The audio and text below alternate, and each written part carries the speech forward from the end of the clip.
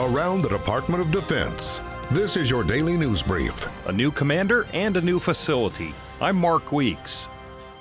Navy Admiral Charles Richard took the helm of U.S. Strategic Command Monday at a change of command ceremony at Offutt Air Force Base, Nebraska. And with a new commander comes a new command and control facility. We are standing inside a facility that ties our legacy from the days of Strategic Air Command into the future of STRATCOM. This facility, which we are dedicating today as the General Curtis E. LeMay Command and Control Facility, was one of the most complex construction projects in our government's history. Presiding over the ceremony, Deputy Defense Secretary David Norquist said the new command center will support the modernization of strategic assets. This facility will support the modernization of our strategic assets, the nuclear triad, and the nuclear command, control, and communications architecture. And as the new home for over 3,000 personnel, it is a living, breathing weapon system designed to change and grow as threats and capabilities evolve.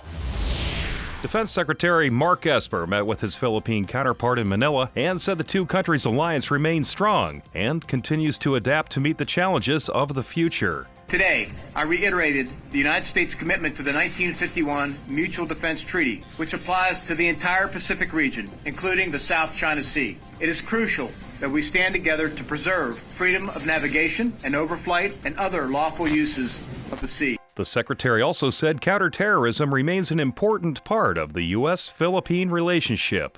Operation Pacific Eagle, Philippines, continues to successfully counter ISIS affiliates and other violent extremist organizations threatening the Philippines. We stand shoulder to shoulder with the armed forces of the Philippines in fighting terrorism.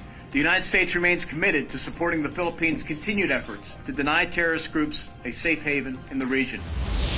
Maritime forces from 17 East African, European, North American, and West Indian Ocean nations concluded multinational maritime exercise Cutlass Express 2019-2, which took place in Djibouti, Madagascar, Mauritius, and Seychelles. The 17-day exercise included import preparatory phases and 3 days of at-sea scenarios designed to improve the proficiency of boarding teams and operators in the maritime operations centers. The U.S. Africa Command-sponsored exercise is designed to assess and improve combined maritime law enforcement capacity, promote national and regional security in East Africa, and increase interoperability between the U.S., African nations, and international partners. That's your DoD News Brief. I'm Mark Weeks. You can find more stories about your military at defense.gov and by using hashtag KnowYourMil.